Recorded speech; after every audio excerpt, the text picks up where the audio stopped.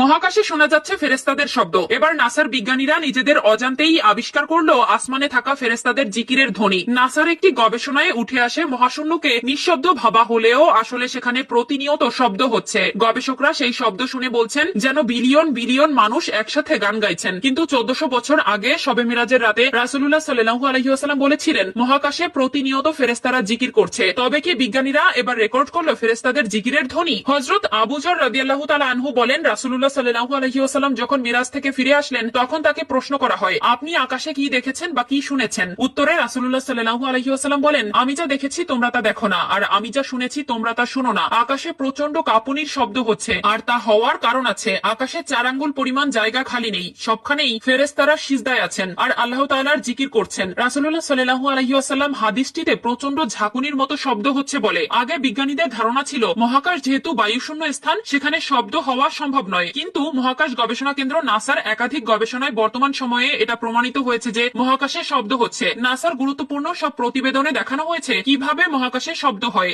এমনকি নাসার আধুনিক টেলিস্কোপ ও যন্ত্রপাতির সাহায্যে এসব শব্দ রেকর্ড করা হয়েছে। চলুন একবার শুনে নেই সেই জিকিরের শব্দ।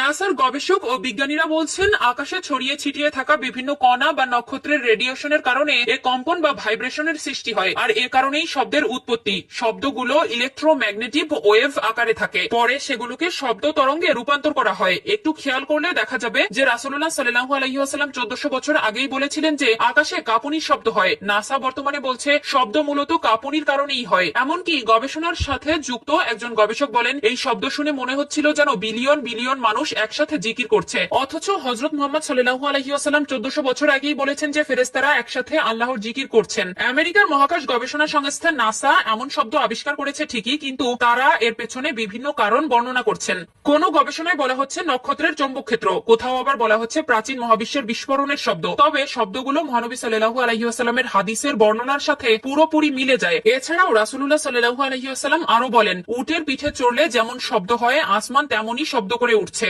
আর এই শব্দ তার জন্য ঠিক আছে, কারণ তাতে 4 আঙ্গুল পরিমাণ জায়গা এমন নেই যেখানে কোনো ফেরেশতা নিজের মাথা আল্লাহর জন্য সেজদার নিমিত্তে অবনত করেনি। আল্লাহর কসম, আমি আল্লাহর বরত্ব ও প্রতিশোধ গ্রহণ যেরূপ জানি, তোমরা যদি সেরূপ জানতে অবশ্যই তার শাসনের ভয়ে কম হাসতে এবং অনেক বেশি কাঁদতে, আর অধিক ভয়ের কারণে নারীদের নিয়ে বিছানায় আরাম করতে পারতে না, বরং উচ্চ স্বরে আল্লাহর কাছে পানাহা চাইতে চাইতে টিলায় গিয়ে উঠতে। মহান আল্লাহ তাআলা আমাদের সকলকে প্রিয় নবীর সুন্নতের উপর চলার তৌফিক দান করুক, আমিন।